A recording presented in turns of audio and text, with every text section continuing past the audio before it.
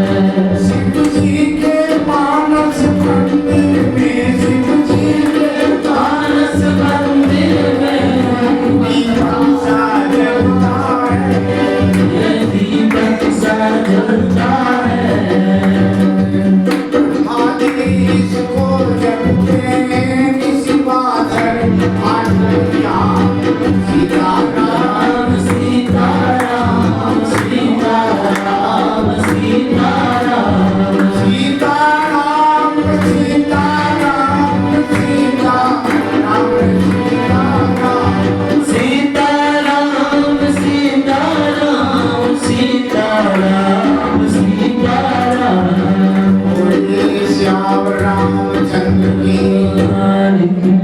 जय। तो कह रहे थे कि गौ माता की इतनी महिमा है कि इनके ऊपर जो दो प्रयोग आपको बतला रहे, टाइप 1 मिल्क और टाइप 2। मिल्क का अर्थ दूध नहीं होता, दूध का अंग्रेजी होता ही नहीं, दूध का केवल दूध ही होता, गाय का केवल गाय ही होता। हम लोगों ने अल्टरनेट शब्द गाय का काऊ कर दिया, मगर काऊ में गुट्ठी नहीं होती, काऊ में गनकौवल नहीं होता। आप अगर दोनों के दूध को देखेंगे तो दोनों के दूध में फर्क है। कहा क्या फर्क है? तो गाय का दूध आप ले लीजिए और उसमें खूब अस्थिर होने दीजिए तो उसमें खुर दिखाई पड़ता है, उसमें खुर दिखाई पड़ता है। मगर जर्सी गाय के दूध में, जर्सी काऊ के दूध में आपको खुर दिखाई नहीं पड़ता।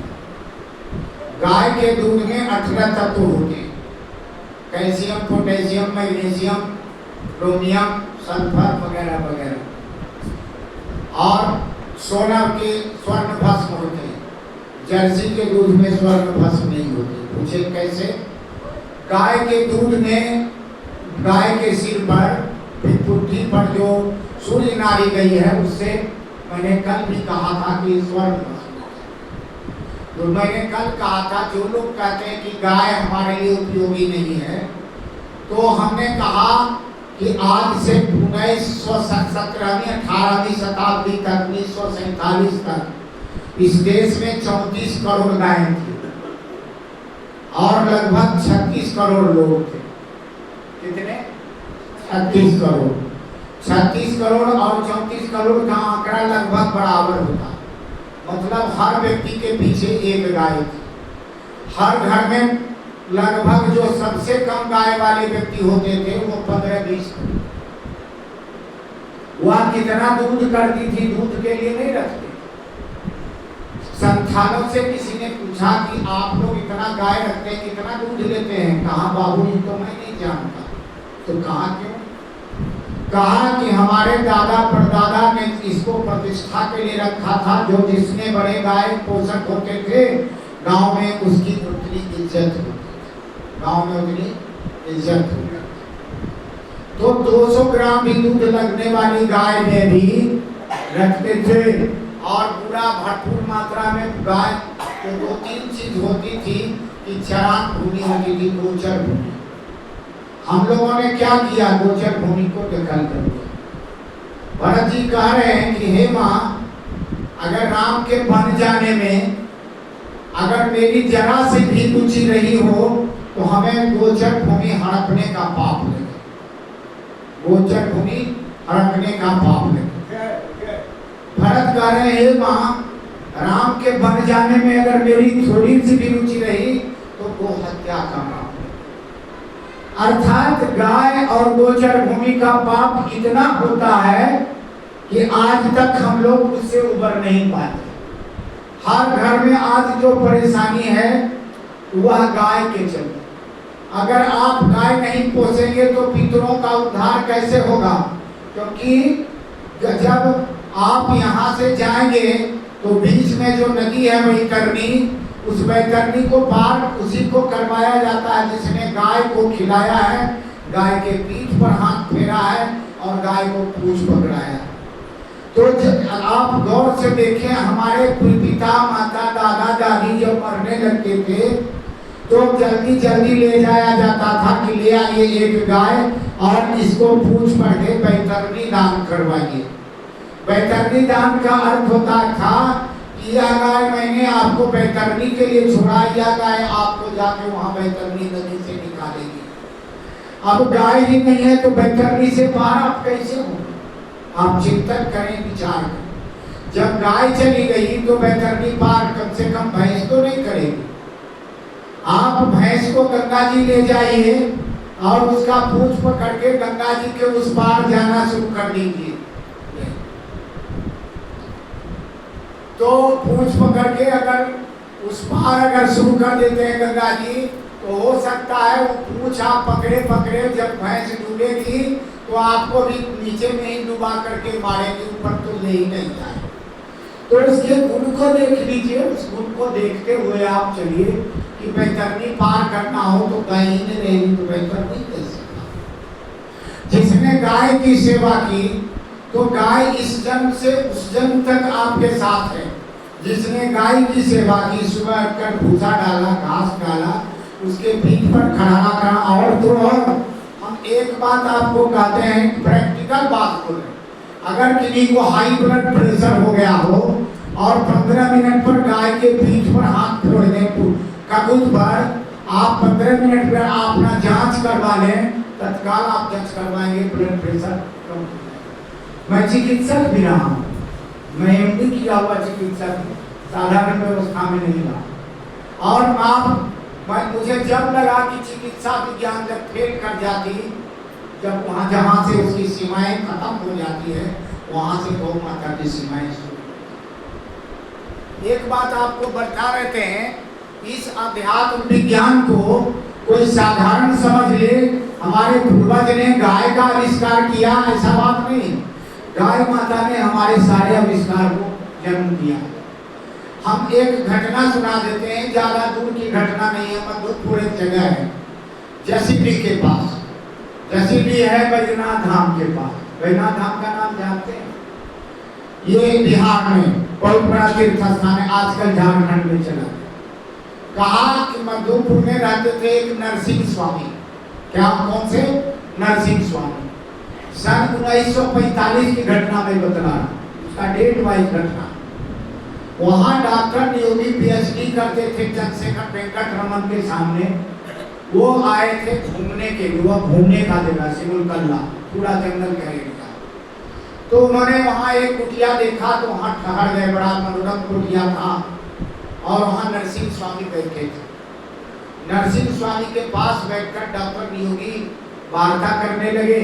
वार्ता क्रम में देखा कि इनकी लोक प्रतिष्ठा यहाँ है, समाज के संथानों के बीच में, वैसे लोग जो बिल्कुल गांव समाज से बाहर से कटे हुए, उनकी वो सेवा करते थे, उनके बच्चे को जड़ी बूटी देते थे। वहाँ एक गाय के निवास करते थे।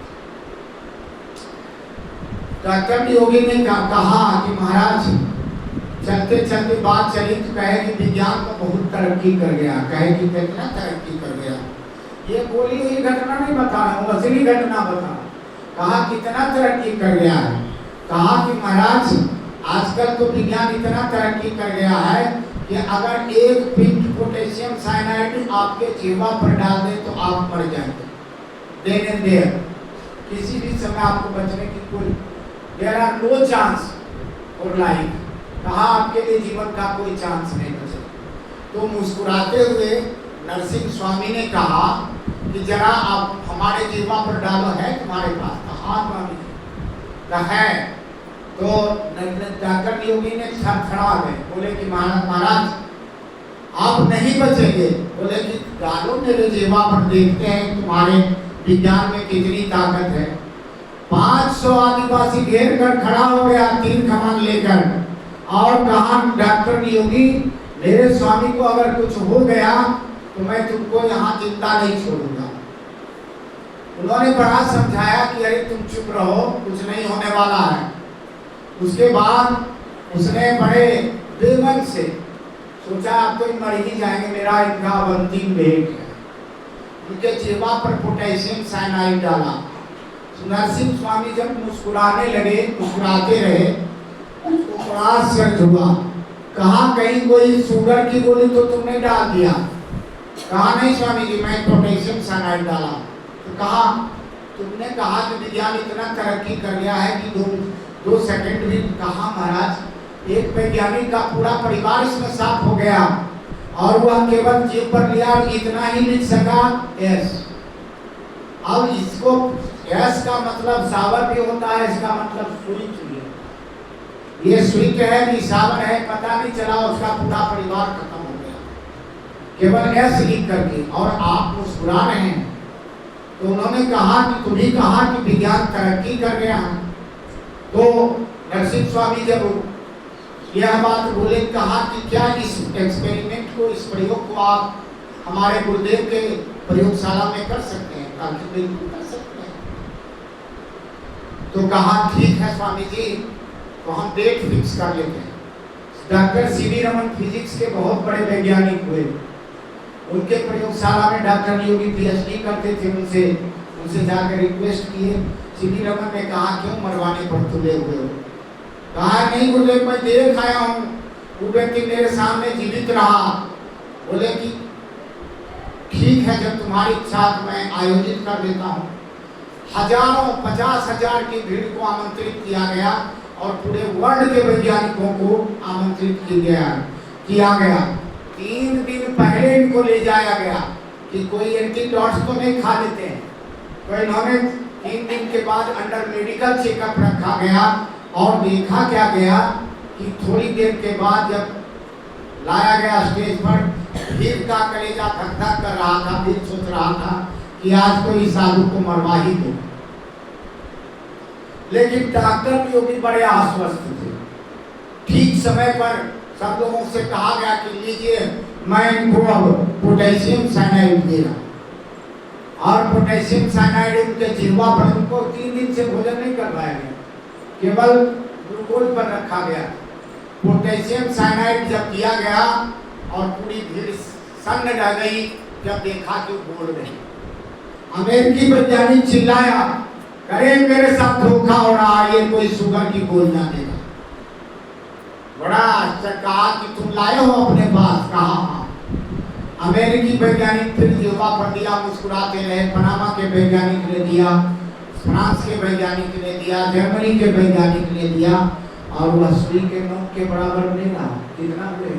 वो पिंटग्राम में बदल गया। अब ग्राम भर पोटेशियम साइनाइड खाए और मुस्कुराते रहे। सारे वैज्ञानिक उनके पैर पर गिर गए। और जब उनसे पूछा गया कि महाराज जी ये कैसे हो सकता है? कहा ये हो सकता है, जहाँ से विज्ञान की सीमाएं खत्म होती है वहां से अध्यात्म की सीमाएं प्रारंभ। जहाँ से विज्ञान की सीमाएं खत्म होती है वहां से अध्यात्म की सीमाएं प्रारंभ होती है।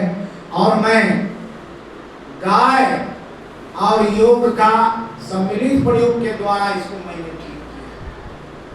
गाय के दूध के कारण मेरे शरीर में मैं पंचगव्य लेता हूँ, मेरा शरीर किसी भी विष से नहीं बच सकता। और मैं योग के द्वारा अपने प्राण को सहस्त्रसार में फिक्स कर लिया।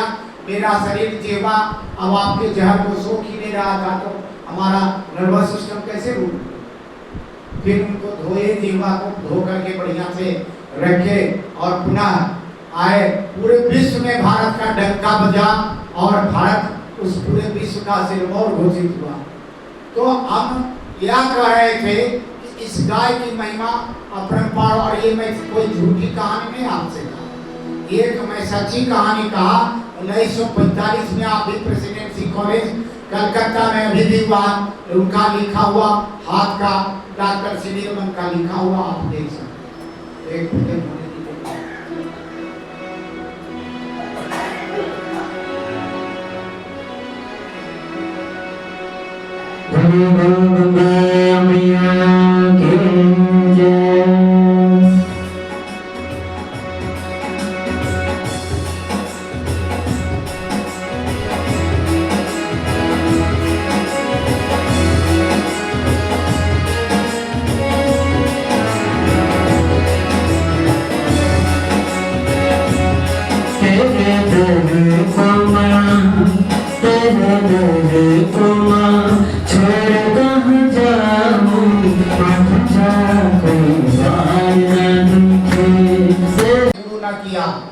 पहले समाज में ऐसा होता था कि गुरु कहते थे, जो लोग अपने गुरु की छोटे से ही होते थे लेकिन गुरु के पास जाते थे, उनसे पूछते थे।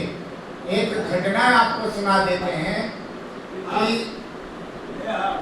गुरु तेग बहादुर के समय में, तेग बहादुर की घटना, गुरु तेग बहादुर के पास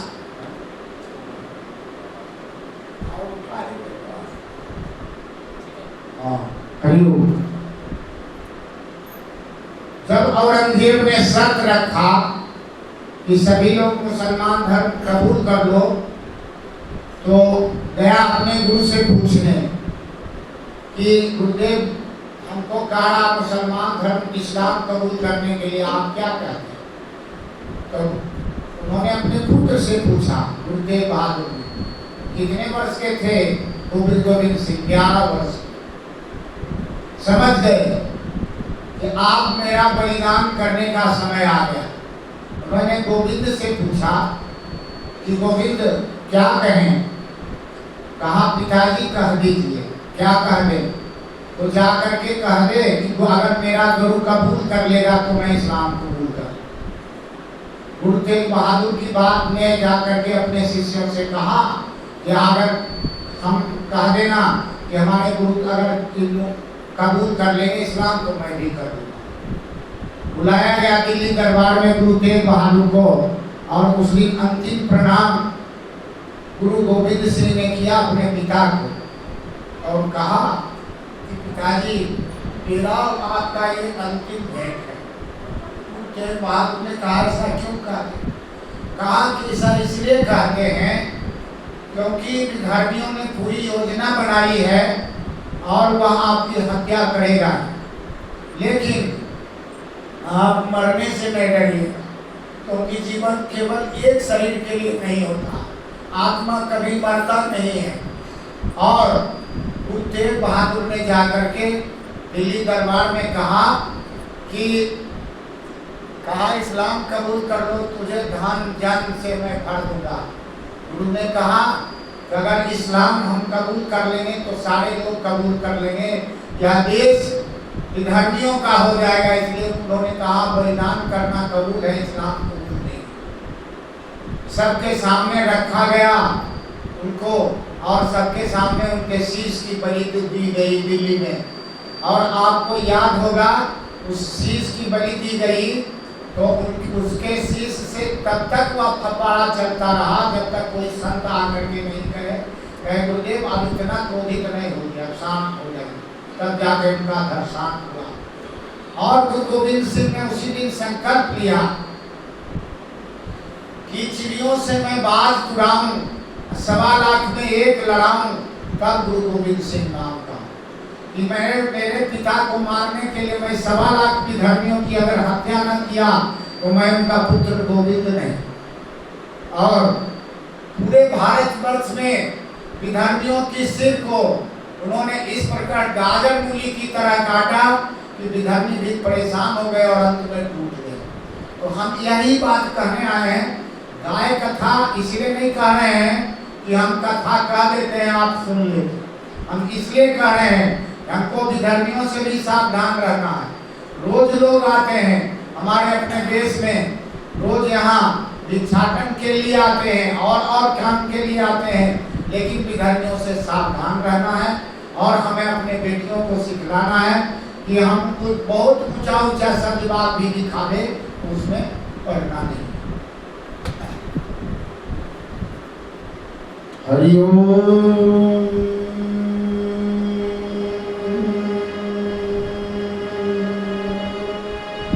गुरु ब्रह्मा गुरु विष्णु गुरुदेव महेश्वरः, गुरु साक्षात् परम ब्रह्म तस्मै श्री गुरुदेव नमः।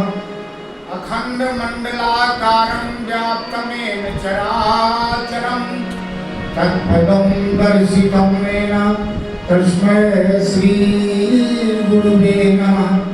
ज्ञानमूलं गुरोर्मूर्ति पूजामूलं गुरोर्पदं मंत्रमूलं गुरोर्वाक्यं मोक्षमूलं गुरोर्कृपा। भक्ति भक्त भगवंत गुरु चतुर्नाम प्रभु एक इनके पद वंदन किए नासे विघ्न। वसुदेव सुतं देवं कंस चाणूरमर्दनं देवकी परमानंदं कृष्णं वन्दे जगद्गुरुं।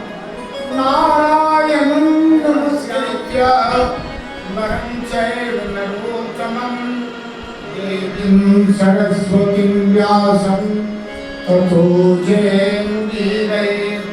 प्रपन्न पारिजाताय तोतवेत्रे कपालये ज्ञानमुद्राय कृष्णाय गीतामृत दुहे नमः नीलाम्बुजश्यामलकोमलाङ्गं सीतासमारोपितवामभागं पाणौ महासायकचारुचापं नमामि रामं रघुवंशनाथं मनोजवं मारुततुल्यवेगं जितेन्द्रियं बुद्धिमतां वरिष्ठं वातात्मजं वानरसूतं श्रीरामदूतं शरणं प्रपद्ये श्रीरामभक्तं शरणं प्रपद्ये या श्री स्वयं सुकृतनां भवनेशलक्ष्मीं पापात्मनां प्रतध्यां हृदये सबुद्धिं श्रद्धा सतां कुलजनप्रभस्य लज्जां तां त्वं यतः परिपालय देवि विश्वं तां त्वं यतः परिपालय देवि विश्वं वन्दे गजास्यं विघ्नेशं दीनापानि सुबुद्धिदां गौरीं श्रद्धां मयीं चैव शिवं विश्वासरूपिणीं सद्गुरुं शङ्करं नौमि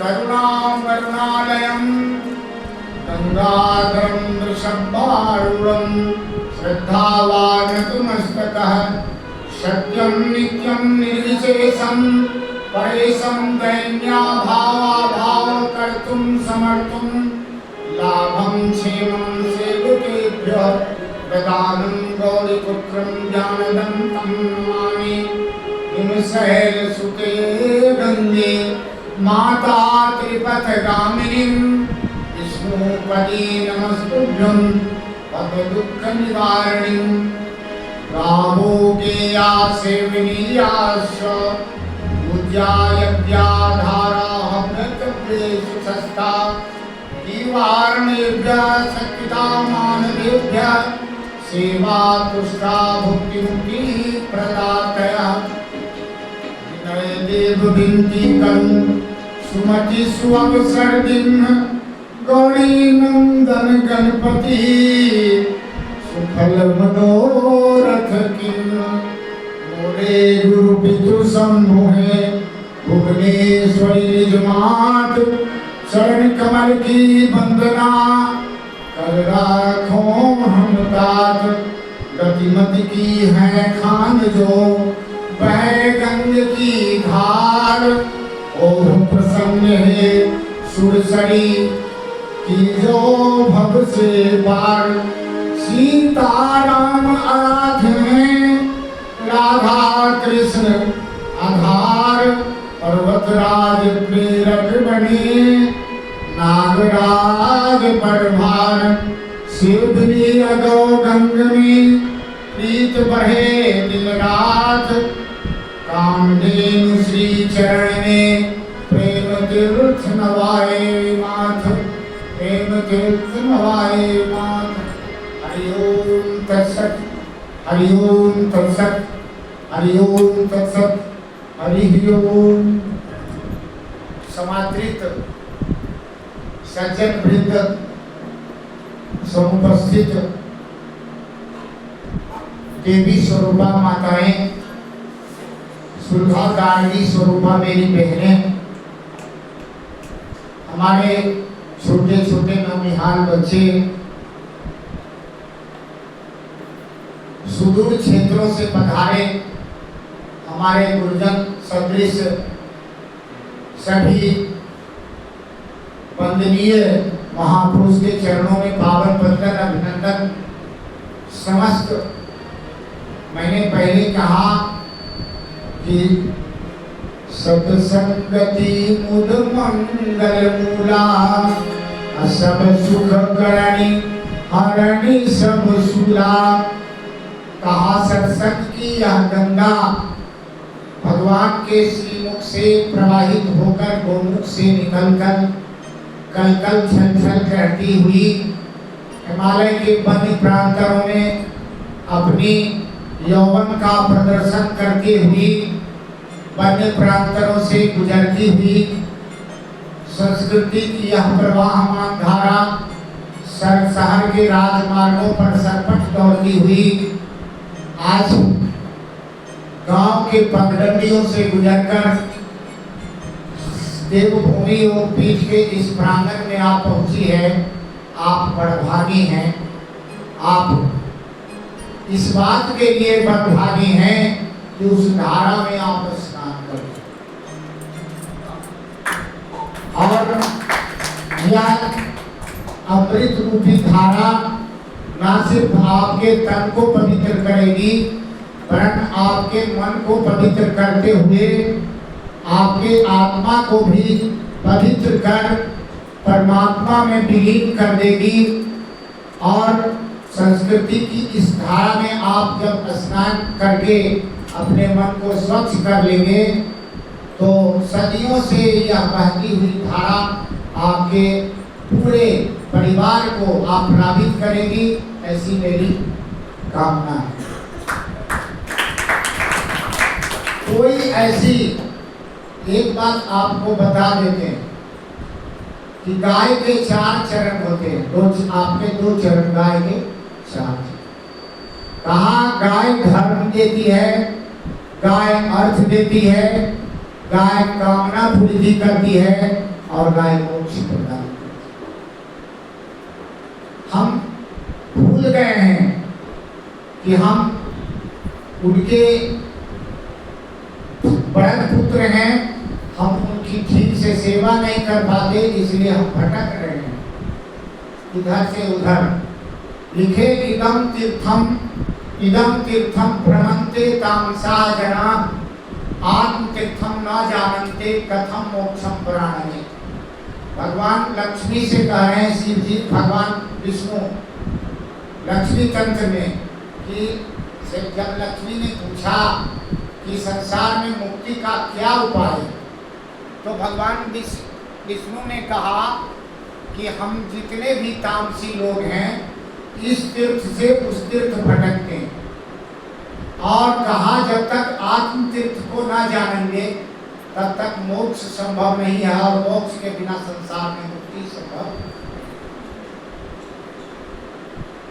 कहा बाहर जाने की आवश्यकता नहीं है, हमारे घर में ही सब कुछ है और सब कुछ घर में रहते हुए हम इधर उधर भौंकते हैं, इधर उधर घूमते हैं और इसके लिए भगवान को बड़ा कष्ट है। हम पिछले दिनों चर्चा कर रहे थे कि गौ माता क्या नहीं दे सकती। आपको मैं अपनी घटना सुना देता हूँ, एकदम सच्ची। मध्य प्रदेश छत्तीसगढ़ से हम कार्यक्रम करके आए थे, ठंड के दिन थे। मुझे ठंड लग गई, बुखार लग गया। रीवा महाराज ने फोन किया, युग के महाराज, पिताजी वहीं बैठे थे, एकदम सच्ची घटना होता। उन्होंने कहा महाराज जी हमने गौ कथा के लिए यहाँ गौ में यज्ञ आयोजित किया, 3.5 लाख रुपया मेरा पंडाल में लगा है और महाराज जी कहे कि उनको कहीं ज़्यादा पैसा मिल गया, उधर चले गए हैं। हमको धर्म से विश्वास होता है। हमने कहा महाराज जी तो हम तो बड़े गौ कथा दूसरी कथा जानते हैं, गौ कथा थोड़ा बहुत कहते हैं। मैं पहले आधा घंटा कहीं कहीं कह देता था बीच में। कहा महाराज जी आप जैसे भी कहते हैं, जैसा भी कहते हैं आ जाइए हमके लिए। और दूसरी बात यह है मैं अभी छत्तीसगढ़ से लौटा हूँ और मैं बीमार हूँ। कहा उन्होंने भी कहा कि बीमार ही है। महाराज जी अगर आप नहीं आएंगे तो हम मान लेंगे कि घर में किसी की आस्था नहीं है, पैसे में आस्था। हम तो बड़े धर्म संकट में पड़ गए, बीमार थे बहुत जोर से। पिताजी ने कहा जो भी हो आप बचिए या मरिए, आपको वहां जाना चाहिए। साक्षी हैं बैठे। हमने कहा कैसे जाए भाई, इच्छा नहीं है। दवा कुछ खाए थे, सुई लिए थे, थोड़ा बुखार कम हुआ। उन्होंने कहा हम टिकट कटा देते हैं, आप एसी में चले आइए, हम मिर्जापुर में आपको कार से रिसीव कर लेंगे। कल से ही कथा है, मेरी इज्जत डूबने वाली, कोई कथाकार नहीं मिले। हम तो बड़ा हताश हुए, कहे दो कथा मैंने आधा एक घंटा कहीं कहा, कहाँ फंस रहे हैं, कहीं वहाँ जाएंगे तो परेशान तो हो जाएंगे। वहाँ लेकिन गए, पिताजी की बात माना। थोड़ी मेरी आस्था उनमें ज़्यादा है क्योंकि मेरे गुरुदेव भी 66 वर्षों से अपने गांव में संत सम्मेलन कराते रहे हैं और उसका प्रसाद मुझे मिला है, तो मुझे लगता है तुम मेरे गुरुदेव हैं और गुरुदेव की बात का अवहेलना नहीं करनी चाहिए। गए भी, मिले भी, गाड़ी से ले गए, लेकिन वहाँ प्रेमा पहुँचते पहुँचते मेरी हालत बड़ी दयनीय हो गई। पूरा जाड़ा बुखार, हम जब कपने लगे तो बोले क्या हुआ महाराज जी, कि हम आपको तो पहले बोले थे कि हमारी तबीयत ठीक नहीं है, ठंड लगे। बड़े आदमी थे, वहाँ के बहुत महाराजा थे, जबलपुर हाईकोर्ट के बड़े वरिष्ठ अधिवक्ता भी थे, प्रदीप बाबू, मुझे याद भी है। तो उन्होंने तुरंत डॉक्टर बुलवाया, हमको सुई दवा दिया, कहा महाराज जी आज की कथा हम पोस्टपोन कर देते हैं, कल आपके लिए जो भी होगा व्यवस्था करते हैं। आपके लिए ऐसा मत करिए, जो भी होगा देखा जाएगा। अभी 10 बजा है, 3 बजे से कथा है, तो 3 बजे तक में अगर स्वस्थ हो जाए मैया के कृपा से तो हो जाएगी। तो वहाँ देसी गाय का जो लोगों ने कथा यज्ञ शुरू करवाया था, कोने यज्ञ करवाया। अब उनकी पत्नी इतनी सुशीला, वहाँ के मेयर थे उनके, कि उनके पास देने के नाम पर कुछ नहीं था। अपने पत्नी के जेवर को लेकर के उन्होंने कूद कर मैया के सिंह के लिए जेवर रखा। और पत्नी इतनी सुशीला, एक बार भी नहीं कहा कि हम अपना जेवर नहीं दें। स्त्रियों को सोना बहुत प्रिय होता, परंतु उन्होंने दिया। और गौशाले में यह भी शुरू हो गया था। मैं गौशाला में माँ के पास गया और माँ के पास मैंने निवेदन किया, माता जी मैं तो कथा जानता नहीं वार्ता, मैंने आधा घंटा यहीं बगल में खटखड़ी में कथा कही, तो इन दोनों ने मान लिया कि बहुत बड़े ज्ञाता हैं, परंतु मुझे कुछ आता नहीं। भैया आपकी महिमा का वर्णन मैं करने में समर्थ नहीं, आप मुझे अगर आदेश करें तो मैं करूं। तो माँ ने गोबर रख दिया। गोबर का अर्थ होता है वरदान देना, गोबर अर्थात गाय का वरदान। जब आप माँ से निवेदन करें माँ गोबर कर दें कोई बात के लिए, तो समझ लें कि आपका कार्य पूर्ण हो गया। माँ अगर गोमूत्र दे दें तो समझ लीजिए आपका कार्य पूर्ण नहीं होगा, माँ की इच्छा नहीं। मुझे जो पता था वो तंत्र में जो मैंने अध्ययन किया था, मैंने कहा तब तो मैया आप ही कथा कह लोगी, मुझे कथा कहने की आवश्यकता नहीं। तो इस बात पर जब कथा की बात आई तो मुझे एक बात याद आ गया कि एक बार पद्मनाभ पांडे पूरे पृथ्वी से जीतते हुए, सभी लोगों को हराते हुए दक्षिण भारतीय थे काशी की ओर बढ़ रहे थे। काशी के सारे श्रेष्ठ विद्वान का एक मीटिंग हुआ, मतलब बैठक हुई, और बैठक में हुआ कि सब लोग भयभीत थे कि पद्मनाभ पांडे से सारे विद्वान पराजित, अब काशी में ही प्रवेश करने वाले। अब क्या होगा, काशी डूब जाएगी कि बचेगी?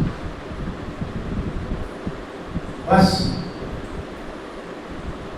सब लोगों के मीटिंग में भगवान शंकर की अध्यक्षता में मीटिंग हुई। सबने सरेंडर कर दिया, कहा भगवान हम पद्मनाभ पांडे के सामने सब सरेंडर कर गया है, अब हम लोग भी हार जाएंगे।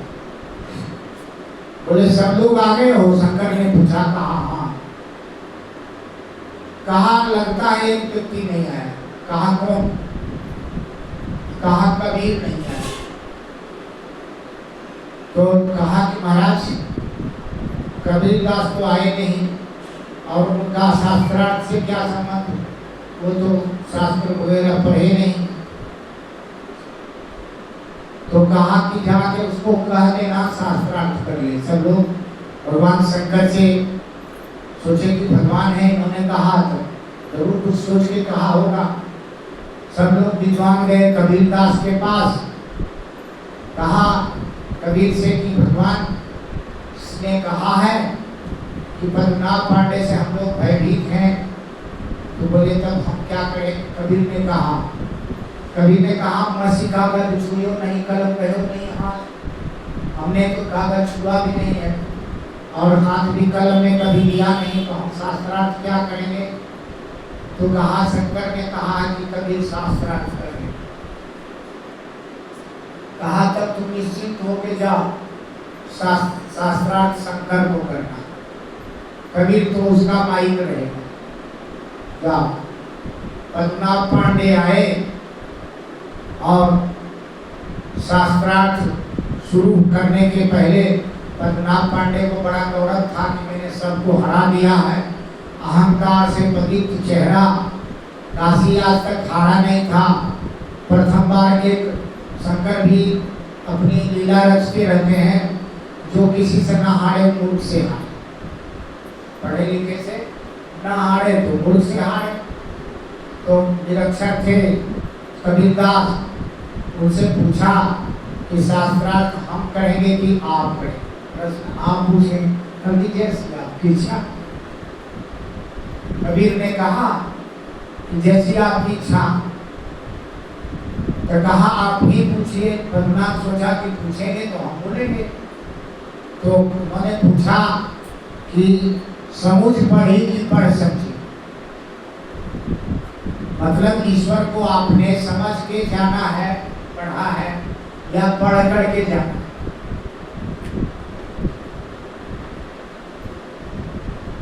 बात तो छोटी थी, लेकिन पद्मनाभ उलझ गए।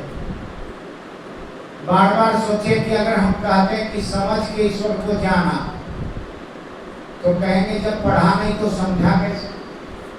और अगर कहते हैं पढ़ करके समझा, तो कहेंगे जब समझ ही नहीं थी तो पढ़ा कैसे। समझ में आ गई बात। दोनों तरफ से फंस गए पद्मनाभ। तो चिंतन करने लगे तो समझ एक ही बात हुआ, मंत्र बन गया उनके लिए। समझ पढ़ी कि पढ़ समझी, समझ पढ़ी कि पढ़ समझी, पढ़ समझी कि समझ पढ़ी। बस 10-20 मिनट धारे उस बात कहे कि एक दिन का समय चाहिए, ताकि समय है। घर गए तो वह उनके लिए मंत्र बन गया। रात भर नींद नहीं आई, एक ही बात सुनते, समझ पढ़े कि पढ़ समझे, पढ़ समझे कि समझ पढ़े। बस रात भर यही सोचते रहे कि क्या बोले। अगले दिन कहे 7 दिन का समय और चाहिए, आखिर 7 दिन का समय है।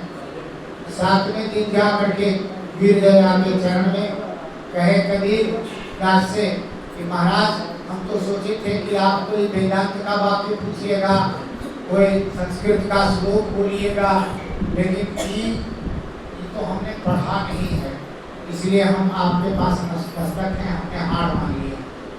संपूर्ण काशी विजयी हुई, काशी में ताली बजी, संपूर्ण विद्वान हर्षित हुए कि आज एक निरक्षर व्यक्ति भी विद्वान पद्मनाभ को हरा दिया। तो नियम होता था कि जो हारते थे वो शिष्य बनते थे, जो जीतते थे वो गुरु बन जाते। कबीरदास गुरु बन गए और पद्मनाभ शिष्य बन गए। मगर पद्मनाभ को पढ़ने की आदत, तर्क करने की आदत, तो एक दिन उनको मन नहीं लगा। उस समय औरंगजेब से पोषित एक विद्वान शेख तकी बहुत बड़े थे दिल्ली दरबार में, तो वहाँ उनका बड़ा नाम था। आज भी लोग जहाँ बड़े बड़े बैनर लगे रहते हैं तो जाते हैं हमारे कि वहाँ बैनर है, ज़्यादा अच्छी कथा मिलेगी सुनने को। सब लोग जाते हैं, सब लोग करते हैं। तो पद्मनाभ कबीर से कुछ कहा नहीं। शेख तकी के पास, शेख तकी के पास भी, शेख तकी का उस समय जमाना था, राजपोषित संत थे, रोज सदावर्त बंटता था। तो कबीर को लगा कि पद्मनाभ पांडे को लगा कि कहीं न कहीं हम बड़ी अच्छी जगह पे आ गए हैं, बढ़िया बढ़िया भोजन मिलता था, हलवा पूरी वगैरह वगैरह।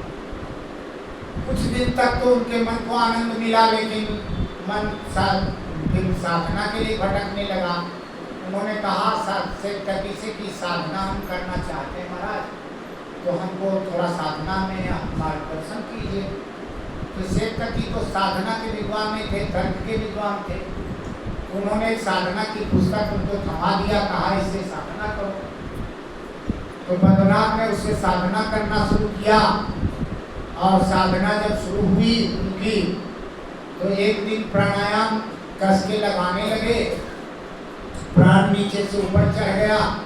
सहस्त्रसार में शेख पद्मनाभ बेहोश होके गिर गए। थोड़ी देर बाद सब लोगों ने आया, कहा कि पद्मनाभ तो मर गया। शेख तकी ने कहा यह हिंदू चेला था, इसको हिंदू रीति से इसका संस्कार कर दो। तो काशी के घाट पर ला करके शेख तकी का ने कहा, तो उसको जलाया गया।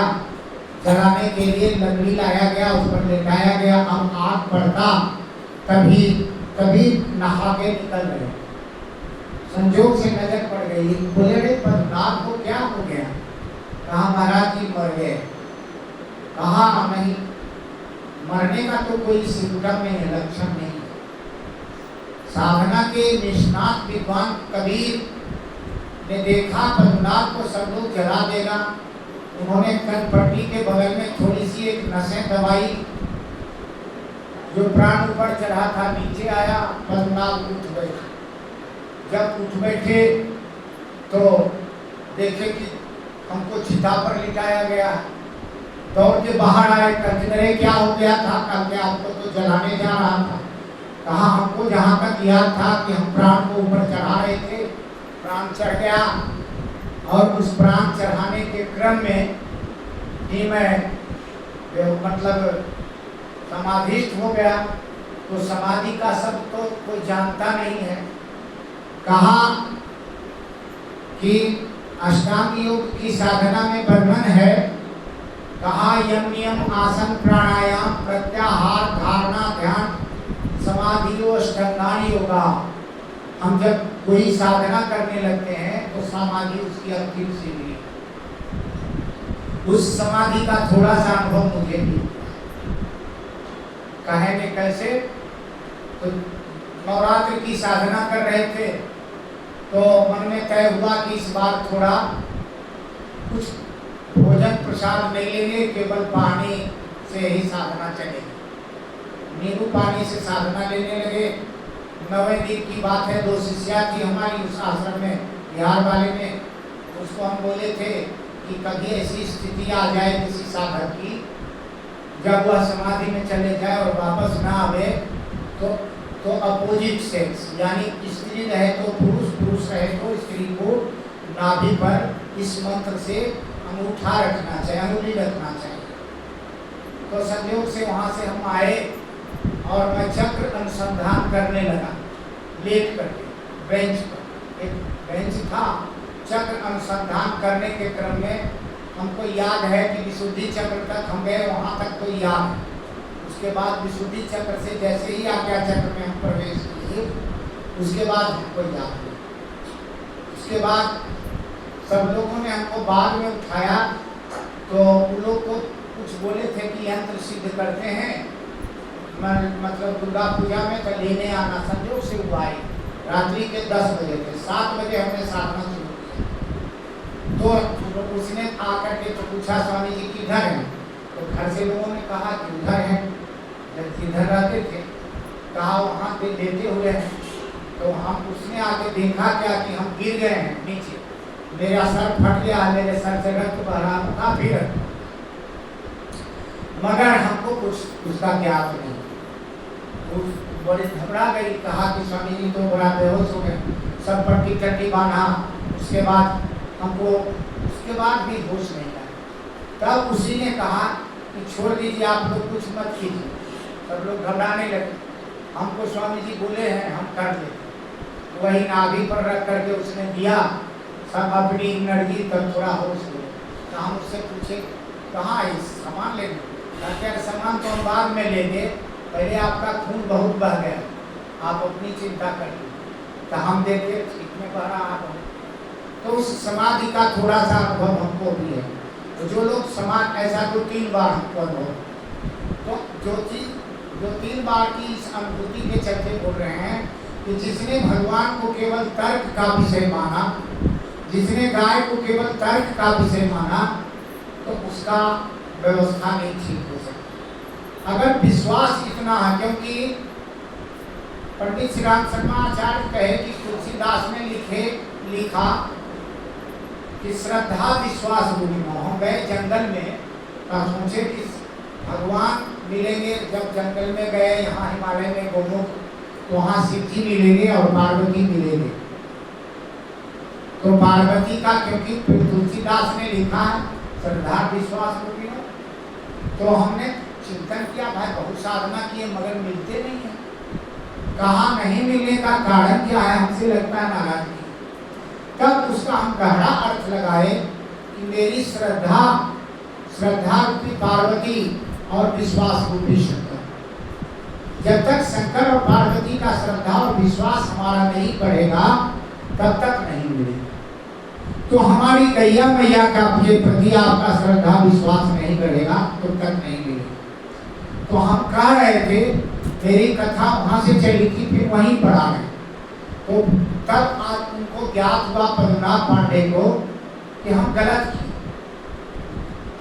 हम महासागर को छोड़ करके चले गए थे कुआं के पास, और तब उन्होंने कबीर का शरण कहा, और शरण कहा के बाद में पद्मनाभ पांडे बहुत अच्छे साधना के मर्मज्ञ हुए।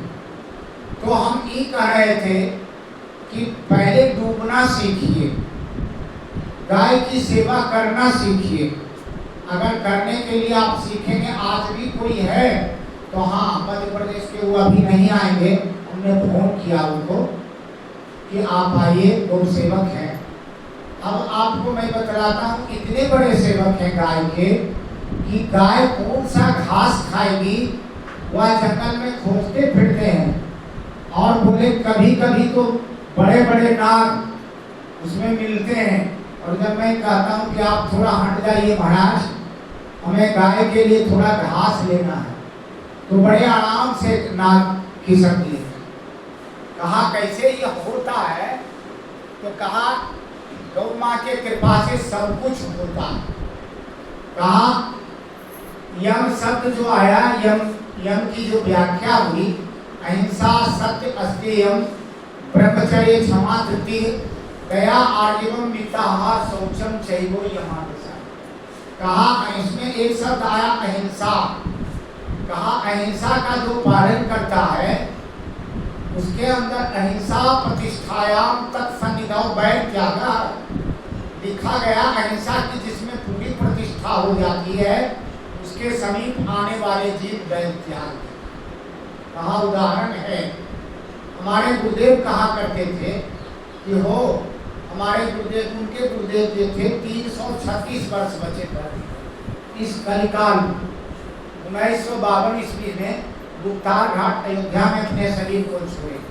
उन्होंने कहा कि गुरुदेव के पास जब नैनी सारणी में हम गए तो हमको कहते थे धीरेन्द्र ब्रह्मचारी मेरे गुरुदेव, तो कहते थे धीरेन्द्र जंगल जा रहे हो, इस बात का ख्याल रखो कि रात्रि का समय जो है वनचरों के लिए है और दिन का समय तुम्हारे लिए। सुबह जब निकलो तो सूर्यास्त होने से पहले आश्रम लौटता। तो हम लोग को 2-3 किलोमीटर से पानी लाना होता था। तो उस समय घड़ा में बहनी पर पानी लाते थे आश्रम के, इतनी सुविधाएं नहीं थी। तो पानी लेकर के एक दिन हम जब आए तो देखे कि पीछे से टाप की ध्वनि सुनाई दे रही, और टाप की ध्वनि सुनाई दे रही थी। अभी हम पीछे देखते तब तक देखे कि बल्ला से घिरा हुआ था अपना आश्रम। उस बल्ले के अंदर एक हिरनी आ गई और उसके पीछे पीछे बाघ। ये आंखों देखी घटना आप उन्होंने सुनाई। कहा कि हम तो दंग रह गए, हमको लगा कि बाघ तो हमें खा जाएगा, लेकिन बाघ उस बल्ले के बाहर रुक गया और हिरनी बल्ले के अंदर है। तो गुरुदेव ने अंदर से कुटिया से पुकारा, धीरे धीरे क्या है? तो हमने कहा कि स्वामी जी यहाँ तो बाघ अंदर पीछे है और हिरनी आगे। बोले बल्ले के अंदर वो नहीं आएगा, बल्ला मंत्र से सिद्ध किया, बल्ला मंत्र से सिद्ध किया, तो बल्ले के अंदर नहीं आएगा। उसके बाद उन्होंने अपने हमारे गुरुदेव आए बाहर और खड़ा होकर बाघ को ऐसे देख रहे थे जैसे कि साधारण जीव पुरुष ने कहा कि देखते नहीं हो कितनी लड़ी हुई है बेचारी, इसके बच्चे वहाँ खोजते होंगे, तुमको लज्जा नहीं आती? इसके बच्चे इंतजार कर रहे हैं और तुम यहाँ इसको खाने के लिए मांगा, तैयार हो जाओ, तुमको और कोई नहीं मिला। कहा कि मैंने देखा उनकी वाणी का इतना प्रभाव कि बाघ पूछ हिलाते हुए चला। उसके बाद थोड़ी देर बाद हिरनी को उन्होंने कहा, फिर पूरा पूछ काटते हुए पीठ पर, जाओ तुम्हारे बच्चे इंतजार कर रहे हैं दूध पीने के लिए, तुम यहाँ क्या बैठी है, जाओ कुछ नहीं होगा। उसके बाद हिरनी भी उठी और चली गई। तब हम जाने कि अहिंसा की प्रतिष्ठा जब शरीर में हो जाती है तो बताया गया अहिंसा प्रतिष्ठायाम तत्सन्निध हो गई। अहिंसा की प्रतिष्ठा शरीर में होती है तो मैं तो छोटा छोटा टिप्स चलते रहेगा, लेकिन ये पुरुषोत्तम मास है। पुरुषोत्तम मास को लोग मल मास भी कहते, क्या कहते हैं? तो मलमास प्रत्येक 3 वर्षों पर आता है। 2 वर्ष में एक दिन समय का आगे पीछे जो होता हुआ समय घटते बढ़ते बढ़ते जब पूरा 30 दिन का हो जाता है तो 2 वर्ष के बाद एक दिन मलमास लगता है। कहा कि मलमास को कोई स्वीकार नहीं किया। जितने ग्रह थे 12 जितना ग्रह था और जितनी राशि थी कोई स्वीकार नहीं किया। तो भगवान के पास गया मलमास कि हमारे पास अब हम तो बड़ा अपवित्र हैं, मुझे कोई स्वीकार नहीं करता। तो भगवान ने कहा कोई जिसको मैं स्वीकार करता, जिसका न कोई संगी साथी, जिसका न कोई सहारा, जो निर्धन है जो निर्बल है वो है प्रभु का प्यार। तो दीप दया के जलाते चलो, प्रेम की गंगा बहाते चलो।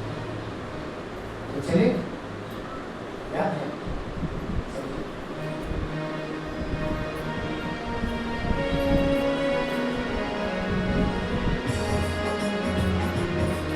आप लोग भी थोड़ा चौक से ज्योति जलाते चलो, चौक से ज्योति जलाते चलो, प्रेम की गंगा बहाते चलो, प्रेम की गंगा बहाते चलो।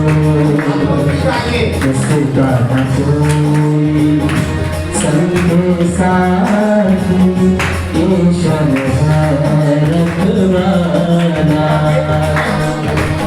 जिसका न कोई संगे साथी, ईश्वर है रखवाला। जो निर्मल है, जो निर्मल है, प्रभु का प्यारा। जो निर्मल है, जो निर्मल है, वो प्रभु का प्यारा। प्यार के मोती लुटाते चलो, प्यार के मोती लुटाते चलो, प्रेम की गंगा बहाते चलो, प्रेम की गंगा बहाते चलो। चौक से ज्योति जलाते से चलो जो से जो चलाते चलो प्रेम की गंगा बहाते चलो प्रेम की गंगा बहाते चलो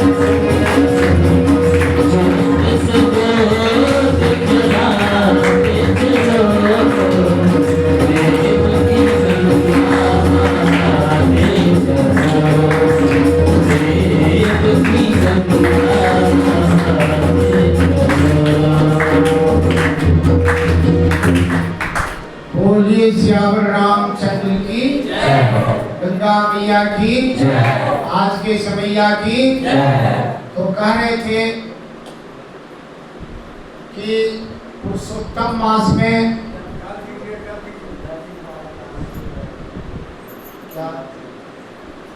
पुरुषोत्तम मास में गंगा का तट हो, हरिद्वार का तीर्थ हो, तो भगवान के पास जब गया ये महीना कहा हमको सब निषिद्ध मान लिया है, न तो कोई ग्रह हमें स्वीकार करता है और न कोई राशि।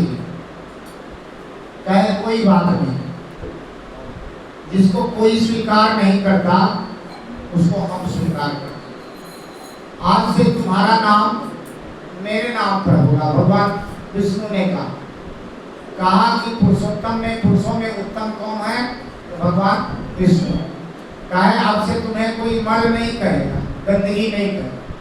कहा क्या कहेगा? कहा अब से तुम्हारा नाम पुरुषोत्तम होगा। भले ही, लेकिन एक बात है कि भले ही कोई शादी ब्याह मुंडन ये शुभ कार्य न हो, परंतु उससे भी अधिक शुभ कार्य है। कहा क्या? कहा कि और कार्य में तो सबको फुर्सत नहीं मिलता, कुछ न कुछ शादी ब्याह में लोग लगे रहते हैं, लेकिन ऐसा कीजिए कि हम ऐसा आपको वरदान देते हैं कि जो इस मास में अपना सारा कार्य छोड़कर भगवान का नाम का जप करेगा और खास करके हरिद्वार तीर्थ स्थान में, उसका करोड़ों गुना पुण्य, उसको करोड़ों गुना पुण्य होगा। तो कोई और मास में अगर एक बार भगवान का नाम ले तो एक ही बार महत्व होता है, और इस मास में अगर कोई एक बार भगवान का नाम ले तो 1 करोड़। कितना? 1 करोड़। कहा इस 1 करोड़ में सबसे बड़ी बात यह है कि बाहर में कोई सुदूर क्षेत्रों में नाम ले तो उसको 1 करोड़, और तीर्थ को तो पहले से वरदान मिला है, कोई एक बार तीर्थ में नाम ले तो 1 करोड़, तो उसको कितना? तो उसको कहा कि उसका 10 करोड़। अर्थात आप अगर हरिद्वार तट पर आज हैं तो आप सौभाग्यशाली, सौभाग्यशाली। उसमें भी देवभूमि योग पीठ में है तो और सौभाग्यशाली, उसमें भी सत्संग में है तो महासौभाग्यशाली। तो आप अगर आप सोच रहे होंगे कि जिनका 2 दिन छूट गया तो उनका क्या होगा, तो आपकी गाड़ी तो आगे निकल गई है, थोड़ा सा तो उनको पीछे रहना पड़ेगा जिनका 2 दिन छूट गया। तो आप लोग जो कथा सुनने आए हैं, आपने कल मेहनत किया, इधर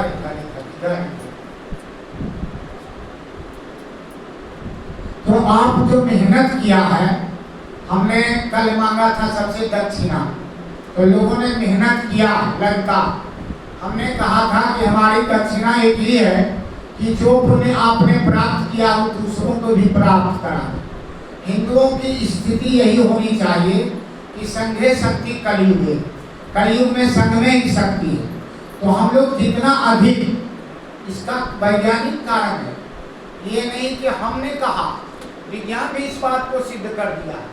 कहा एक बार अगर कोई ओम बोले और सामूहिक रूप से ओम बोले तो क्या होता, ओम की ध्वनि पिरामिड का रूप ले लेती, उसने दिया, और पिरामिड का रूप लेकर के जब ऊपर में जाती है तो पिरामिड में अगर कोई भी बात रख दीजिए, दाढ़ी बनाने वाला रेजर रख दीजिए, 7 दिन में पिरामिड में वह रेजर फिर से तेज हो जाता, फिर दाढ़ी बनाने लायक होता। इसमें देखा गया। उसके बाद कहा जैसे ही हम लोग सत्संग में सामूहिक भजन करते हैं, सामूहिक ओम करते हैं, तो क्या होता है कि करीब करीब लगभग 4 यार्ड कहते हैं कि आकाश का 4 यार्ड लगभग 400 किलोमीटर, समझ गए? तो 400 किलोमीटर का क्षेत्र जो होता है उसका ओजोन परत रक्षित हो जाता है, और जो जहाँ ऑक्सीजन अधिक हो जाता है वहाँ किसी प्रकार की कोई बाधा नहीं है। बतलाया गया है कि शास्त्रों ने बतलाया है, बागभट्ट ऋषि एक हुए गाय पर शोध करते हुए, उन्होंने कहा कि वातावरण में अगर 21% ऑक्सीजन हो तो हमारा शरीर स्वस्थ है। कितना? 21%। लेकिन डीजल गाड़ियों के चलने के चलते कार्बन डाइऑक्साइड इतना अधिक बना है कि आज हम लोग 11 से 13% की ऑक्सीजन ले पाते हैं। कितना? 11 से 13%। इसलिए हर कोई बीमार है। कहा कि गौ माता का गोबर जहाँ गिरता है, गोमूत्र जहाँ गिरता है, वहाँ की ऑक्सीजन की मात्रा अपने आप बढ़ जाती है, क्योंकि गोबर में 23% ऑक्सीजन है। कितना? 23%। और हमको चाहिए कितना? 21%। तो घर में अगर किसी का गाय है और उसका गोबर है तो उसको कितना ऑक्सीजन मिल रहा है? कितना? 23%। और अगर वह उपला बन गया तो 36%। उपला बन गया तो, और उसको राख बन गया तो 46%। राख बन गया तो साधु संतों को देखते होंगे, जो लोग नागा बाबा होते हैं वो राख मलते हैं अपने शरीर पर, पूरा कपड़े नहीं पहनते। तो ऐसा नहीं कि नागा बाबा बेवकूफ, नागा बाबा होशियार है, उनको पता है कि ऑक्सीजन अधिक चाहिए शरीर को। तो अगर राख अपने शरीर पर मलते हैं तो हमारे शरीर का राख जो है हमारे शरीर का ऑक्सीजन का लेवल बढ़ा, ऑक्सीजन का लेवल बढ़ा देता है। तो इसलिए घर में, हमारे यहाँ हर घर में पहले गौ माता होती थी, वहाँ अग्निहोत्र होता था। कहाँ अग्निहोत्र? जिस घर में होता था हवन, थोड़ा सा भी, 11 आहुति भी अगर घी का हवन कर दे घर में तो ऑक्सीजन की मात्रा अपने बढ़ जाती, और उस ऑक्सीजन से हम स्वस्थ रहते थे। कभी किसी के हार्ट की डिजीज नहीं होती थी, कभी हार्ट की बीमारी नहीं होती थी। लेकिन हम लोग गौ माता को छोड़ दिए, आज रोज बीमार है, रोज बाईपास सर्जरी हो रही है, बाईपास हो रहा है, कैंसर हो रहा है, सब सारी बीमारियों, इस पर भी चर्चा होगा। लेकिन अभी कर रहे थे पुरुषोत्तम मास की चर्चा। तो पुरुषोत्तम मास में भगवान ने कहा कि इस मास में और कोई कुछ करे ना करे, तो जब सारा चीज से छुट्टी दिला देंगे ना, तो उसको ब्याह करना है, ना शादी करना है, ना कोई काम करना है, तो क्या करेगा? भजन करेगा। क्या करना है? तो इस मास में भजन करेगा। कहा इसको वरदान क्यों प्राप्त हुआ? कहा कि भगवान श्री प्रहलाद को हिरण्याकश्यप बड़ा तंग किया, उनके पिताजी जब भेजते थे पढ़ने के लिए, तो पढ़ते थे, कहते थे क्या पढ़ते हैं, तो कहते थे कि सीताराम पढ़ते हैं। क्या पढ़ते हैं? तो राधे श्याम पढ़ते हैं। तो कहा कि हम इसको भेजते हैं कि मेरा नाम पढ़े, हम त्रिलोक विजयी हैं, हम विष्णु से विरोध कर लिए विष्णु को, तो हमने मार देंगे, तो फिर ये नाम कैसे बोलता है? तो उनको आग में जलाया गया, होलिका से पानी में फेंका गया, पहाड़ से फेंका गया, पागल हाथी के पास फेंका गया। लेकिन जब नहीं जले तो प्रहलाद को पूछा, कहा कि भगवान तुम्हारे कहाँ कहाँ है? कहा हमने, तुमने, कहा इस कमरे में भी है। कहा हाँ। मूर्ति पूजा की शुरुआत उसी समय से। कहा खंभे में भी है। कहा है। कहा पिताजी जैसे मैं आपको देख रहा हूँ वैसे खंभे में भगवान। कहा देखते हैं तुम्हारा भगवान आज सर काट लेते हैं कैसे बचाता। और उसने तलवार चलाई, प्रहलाद को तो नहीं लगा, खंभा में जाके लगा और खंभा से एक चित्कार पाड़ता हुआ नरसिंह भगवान प्रकट हुए। बोलिए नरसिंह भगवान की। अब जब नरसिंह भगवान प्रकट हुए तो भगवान ने कहा आज तुम्हारा अंतिम समय आ गया। कहा नहीं, आप हमको ब्रह्मा जी ने वरदान दिया है कि हम शाम में भी नहीं, रात में भी नहीं मरेंगे, दिन में भी नहीं मरेंगे। कहा बेटा देख लो, ना दिन है ना रात है, वो धुली बेला है। कहा ना हम अंदर मरेंगे ना बाहर मरेंगे। कहा बेटा देख लो, ये ना अंदर है ना बाहर है, चौखट पर। कहा ना आकाश में मरेंगे ना पाताल में मरेंगे। बोला बेटा ना आकाश में तू हो ना पाताल में, मेरे गोद में हो। कहा ना हम अस्त्र से मरेंगे ना शस्त्र से मरेंगे। कहा मेरे पास कोई अस्त्र शस्त्र नहीं है। तो कहा तो क्या है? कहा मेरे पास नाखून है, नाखून से मारेंगे। कहा एक बात और है। तो कहा क्या? ब्रह्मा से रचित 12 महीने में हम नहीं मरेंगे। कहा बिल्कुल ठीक कहा तुमने बेटा, लेकिन ये ब्रह्मा से रचित 12 महीना नहीं, मेरे द्वारा रचित 13वां मास है, इसे मलमास कहते हैं। और आज से यह पुरुषोत्तम मास है। और इस तुम्हारे लिए मैंने इसका आविष्कार किया है बेटा, क्योंकि हमको पता था तुम कहोगे कि मैं 12 महीने में नहीं मरूंगा, तो यह 13वां तो 13वें महीने में। और उन्होंने साथ शरीर विदीर्ण कर दिया। और विदीर्ण करने के बाद से ही पता चला कि जो भक्त का हत्या करने चाहता है, भगवान स्वयं प्रकट होकर के उसकी रक्षा करते हैं। इसलिए पुरुषोत्तम मास में ही हमने कथा रखी। हम चाहते तो आगे पीछे रख सकते थे। पिछली बार आप लोगों ने कहा था कि स्वामी जी गौ कथा नहीं हुआ है, यहाँ सारा कथा हुआ, गौ कथा नहीं हुआ। हमने कहा कि बेटा गौ कथा भी सुना दे। तो चिंतन किए थे, पत्र हम देख लिए थे और उसमें देखे थे कि किस मास में किया जाए। हमको लगा कि सबसे अच्छा रहेगा पुरुषोत्तम मास में। उसका कारण था कि सारा शादी ब्याह बंद हो जाए, आप लोग आने के लिए बहाना नहीं कर सकते हैं कि स्वामी जी बहाना है, शादी नहीं है, ब्याह नहीं है घर में, अब कैसे आवेंगे, वहाँ कैसे करेंगे। हम यही बहाना से भी छुट्टी। दूसरा चीज है, शादी ब्याह में बहुत सारा हलवाई भी व्यस्त रहता, तो भंडारा भी होगा तो हलवाई भी नहीं कर सकता कि शादी ब्याह में व्यस्त। तीसरा बात है, या बाजा वाला भी नहीं कर सकता कि शादी ब्याह में बाजा वाला व्यस्त है। चौथा बात है, हमारे गायक भगवान भी नहीं कर सकते हैं कि नहीं हम शादी ब्याह में स्वामी जी छुट्टी नहीं। हमने फोन किया इनको, इन्होंने कहा जून तक व्यस्त है, कहे थे ना, तो जून तक। लेकिन बड़ा आग्रह किए कि चलिए जून तक व्यस्त हैं, आपको हम अच्छी मजदूरी दिलवा देंगे गाड़ी वाले लोगों से, आप चिंता न, ये लोग बड़े उदार हैं, हम हमारी सेवा बहुत दिल से करते हैं, आप आइए, कोई मजदूरी में दिक्कत नहीं होगी। और ये आए। और पुरुषोत्तम मास में गंगा जी का तट है, तीर्थ का स्थान है, मायापुरी का क्षेत्र है, सारा परिस्थितियां आपके अनुकूल है। और उस अनुकूल परिस्थितियों में आप गौ कथा सुन रहे हैं, या भगवान की प्यारी गैया है, भगवान जिनको इष्ट मानते हैं उनकी कथा सुन रहे हैं, यह आपके लिए एक और सौभाग्य कारक बात। तो बोलिए पुरुषोत्तम भगवान की, पुरुषोत्तम मास की जय।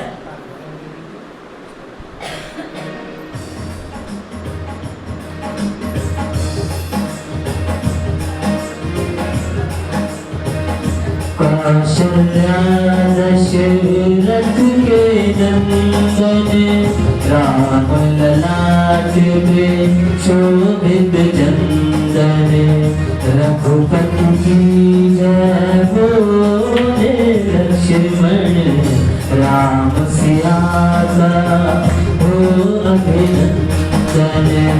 अंजन पुत्र पड़े चरण में, राम सिया जपते तन मन में। मंगल भवन अमंगल हारी,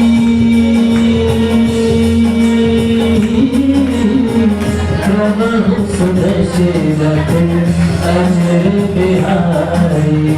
राम सिया राम, सिया राम जय राम, राम सिया राम, सिया राम जय जय राम, राम सिया राम, सिया राम जय जय राम, राम सिया राम, सिया राम जय जय राम, राम सिया राम, सिया राम